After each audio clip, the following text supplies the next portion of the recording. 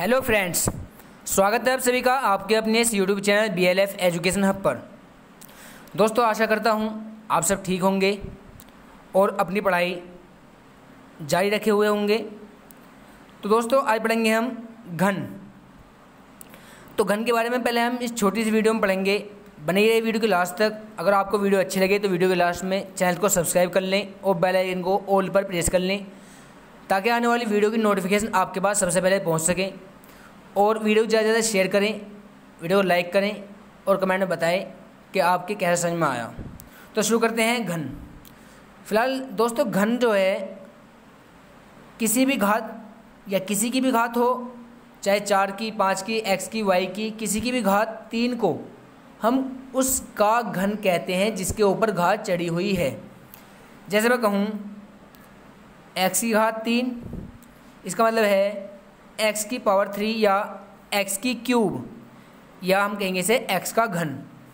या मैं कहूँ 100 की घात 3 या 4 की घात 3, तो किसी के ऊपर अगर घात 3 हो तो वो उसका घन कहलाता है जिसके ऊपर वो घात लगी हुई है। जैसे x की घात 3 का मतलब क्या है, ये x का घन है, यानी कि x रेज्ड क्यूब। ऐसी 100 रेज्ड क्यूब, 4 रेज्ड क्यूब, यानी कि घन को हम इंग्लिश में क्यूब कहते हैं। अब बात आई कि हम इसे कैसे ज्ञात करेंगे, इसको ज्ञात करने का क्या तरीका है।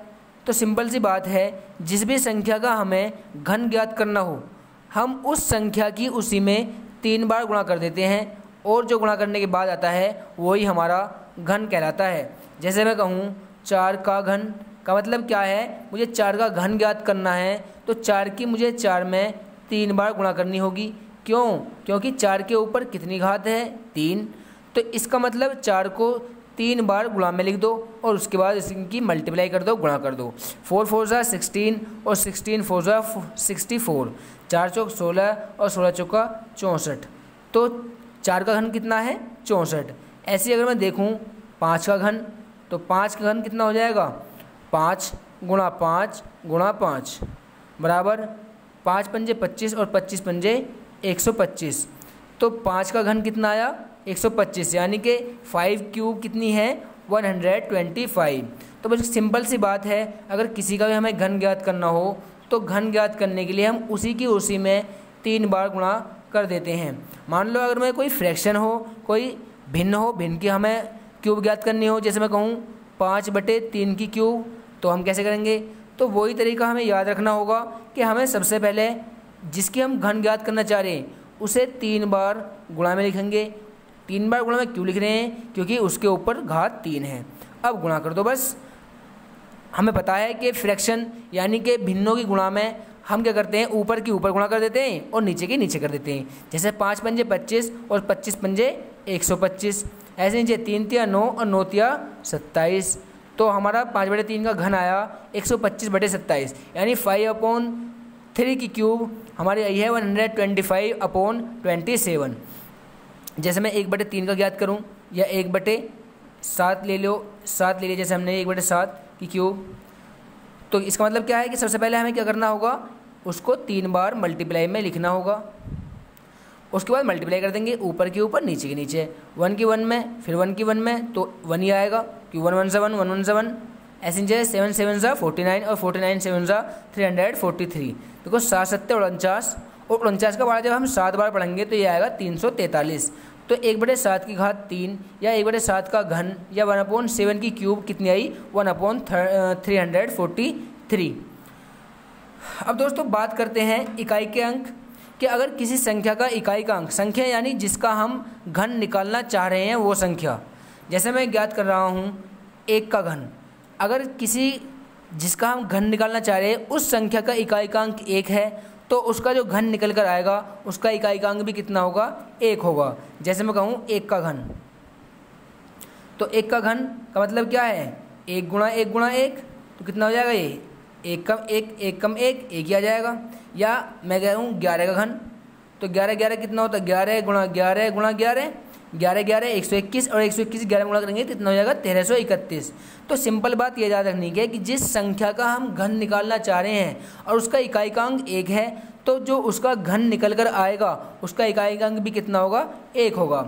ऐसे हम इसे देखते हैं, अगर किसी घन संख्या के जिसका हम घन निकालना चाह रहे हैं उसका इकाई का अंक 2 है तो उसके लास्ट में जो घन निकल कर आएगी संख्या उसका इकाई का अंक कितना होगा, 8 होगा। जैसे मैं देखूं 2 का घन तो 2 गुणा 2 गुणा 2 कितना हो जाएगा, 2 दूनी 4 4 दूनी 8, चाहे संख्या कुछ भी हो। जैसे हमने ले लिया 12 12 का घन तो 12 गुणा 12 और गुणा 12 तो ये कितना हो जाएगा, 12 12 144 और 144 की 12 करेंगे तो 1728। तो बिल्कुल सिंपल सी बात याद रखनी है, चाहे तो 18 का निकालें, चाहे हम 28 का निकालें, चाहे 38 का निकालें, तो जिस संख्या के जिसका हम घन निकालना चाह रहे हैं उसका इकाई का अंक यानी पहला अंक, जैसे ये था इकाई का अंक, ऐसे तो कहते हैं इकाई दहाई, तो इकाई का अंक अगर यदि उसका इकाई का अंक 2 है तो उसका जो घन निकल कर आएगा उसका इकाई का अंक कितना होगा, 8 होगा। ऐसे हम 3 को देखें तो कितना हो जाएगा हमारे पास, 3 का घन कितना होता है, देखो जरा, 3 गुणा 3 गुणा 3, 3 तिया 9 9 तिया 27। तो जिसका हम घन निकालना चाह रहे हैं उसका इकाई का अंक अगर 3 है तो उसका जो घन निकल कर आएगा उसका इकाई का अंक कितना होगा, 7 होगा। ऐसे में 4 का देखूँ तो 4 का कितना हो जाएगा, 4 चौक 16 का 64। लास्ट में अगर घन का इकाई का अंक 4 है घन में तो जो घन निकल कर आएगा उसमें इकाई का अंक कितना होगा, 4 होगा। जैसे 5 का घन देखें हम तो अगर इकाई का अंक 5 है तो उसका जो घन निकल कर आएगा उसका इकाई का अंक कितना होगा, 5 होगा। जैसे 5 पंजे 25 और 25 पंजे 125। ऐसे ही अगर ये खोल कर लिखना होगा ऐसे तो तुम आप कर लेना, मैं डायरेक्ट कर रहा हूँ। 7 का घन निकाला अगर हम तो 7 7 49 49 7 343, तो इकाई का अंक अगर 7 है तो घन निकल कर जो संख्या आएगी उसका इकाई का अंक 3 होगा। ऐसे ही 8 का देखा अगर हम, अगर इकाई का अंक 8 है जिसका हम घन निकालना चाह रहे हैं उस संख्या का, तो जो संख्या आएगी निकल कर उसका इकाई का अंक कितना होगा, 2 होगा। यानी कि जो घन निकल कर आएगा उसका इकाई का अंक 2 होगा। जैसे 8 की घात 3 तो इसका मतलब क्या है, 8 गुणा 8 गुणा 8 8 64 64 512। उसके बाद 9 का देखें अगर हम तो जिस संख्या के लास्ट में 9 होगा यानी कि इकाई का अंक अगर किसी संख्या का 9 है जिसका हम घन निकालना चाह रहे हैं तो जो घन निकल कर आएगी संख्या उसका इकाई अंक कितना होगा, 9 होगा। जैसे 9 की घात 3 का मतलब क्या है, 9 गुणा 9 गुणा 9 9 नी 81 81 नी 729। ऐसे अगर 10 का देखें हम तो लास्ट में अगर 0 है इकाई का अंक में तो जो घन निकल कर आएगा उसमें भी कितनी होगी, इकाई का अंक 0 ही होगा। जैसे 10 का घन कितना हो जाएगा, 10 गुणा 10 गुणा 10 तो 10 धम 100 और 100 धम 1000। तो दोस्तों इस तरह हमने पढ़ा अब घन। इससे अगली वीडियो में हम पढ़ेंगे घनमूल, वो भी शॉर्ट ट्रिक से, शॉर्ट ट्रिक से पढ़ेंगे और गुणनखंड विधि से पढ़ेंगे, दोनों से पढ़ेंगे।